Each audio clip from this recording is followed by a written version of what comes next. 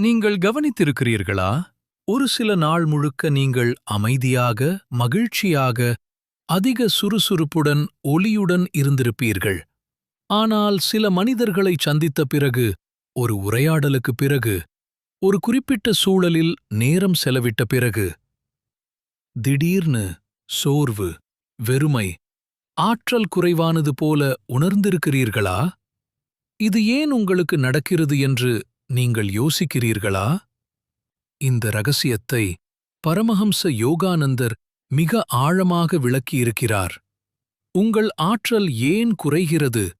யார் அதை உறிஞ்சுகிறார்கள்? எப்படி அதை 10 மடங்கு பலப்படுத்துவது என்பதை நீங்கள் உள்ளுக்குள் உணர்வீர்கள். ஒவ்வொரு மனிதனும் வெறும் உடல் மட்டுமல்ல. நம்மைச் சுற்றி ஒரு நுட்பமான ஆற்றல் ஒளிவட்டம் இருக்கிறது. இதைத்தான் ஆரா, ஒளிவட்டம் என்று அழைக்கிறோம்.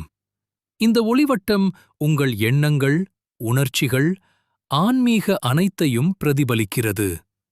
அதுவும் நீங்கள் உணர்ச்சிவசப்படுபவராக இருந்தால், உங்கள் இதயம் ஆழமானதாகவும் மென்மையானதாகவும் இருந்தால், இந்த உலகின் அமைதியற்ற ஆற்றல் உங்களை விரைவாக பாதிக்கிறது. உங்கள் ஆரா வலுவாகவும் தூய்மையாகவும் இருந்தா, பொறாமை, கோபம், மனச்சோர்வு, எதிர்மறை சக்தி இவையெல்லாம் உங்களை தொட்டுக்கூட பார்க்க முடியாது. உங்கள் இருப்பே மற்றவர்களுக்கு அமைதி.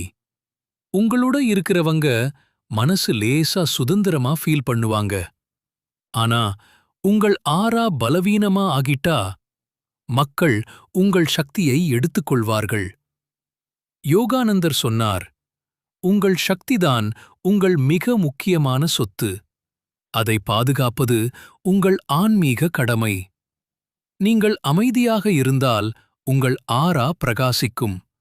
நீங்கள் பயம், கோபம், கவலை இவைகளில் மூழ்கினால் உங்கள் ஆரா பலவீனமாகும்.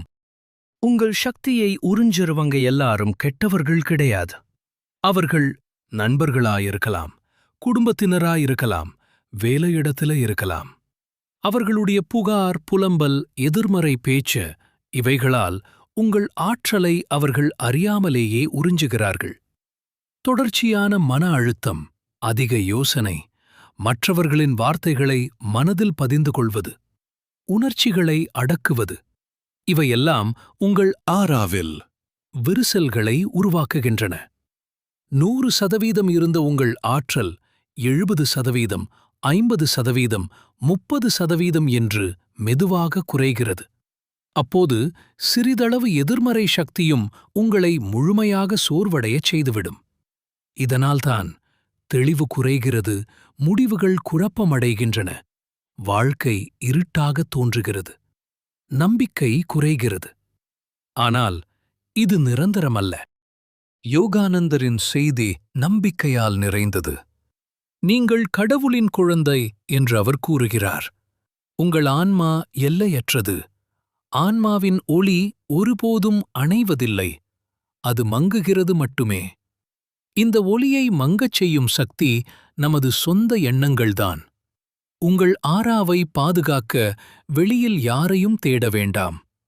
உங்கள் உள்ளே, உங்கள் சுவாசத்தில், உங்கள் விழிப்புணர்வில் அந்த சக்தி இருக்கிறது. இப்போது நாம் அவரது போதனைகளால் ஈர்க்கப்பட்ட 3 எளிய வழிகளை பார்ப்போம். இவை உங்கள் ஒளிவட்டத்தை புத்துணர்ச்சியூட்டி, வலுப்படுத்தி, எந்தவொரு எதிர்மறை சக்தியும் உங்களை தொட முடியாத அளவுக்கு உங்கள் ஆராவிற்கு கவசமாக மாறும். 1. சுவாசப் பயிற்சி. சுவாசப் பயிற்சி உங்கள் ஆற்றலை சுத்தப்படுத்தும்.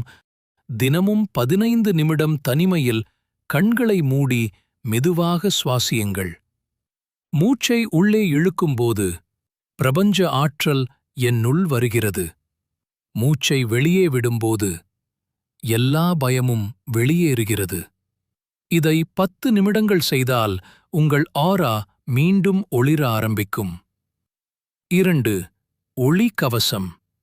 கண்களை மூடி உங்களைச் சுற்றி ஒரு கோல்டன் லைட், பொன்னிற ஒளிவட்டம் உருவாகுவதை கற்பனை செய்யுங்கள்.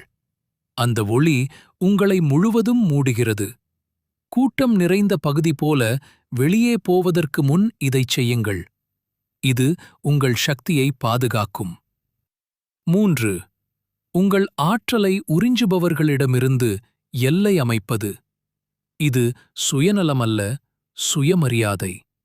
நீங்கள் ஒளியாயிருந்தால் உங்கள் வாழ்க்கை வெளிச்சமாக இருக்கும். இந்த வீடியோவை இறுதி வரை பார்த்ததற்கு நன்றி. அடுத்த வீடியோவில் சந்திப்போம்.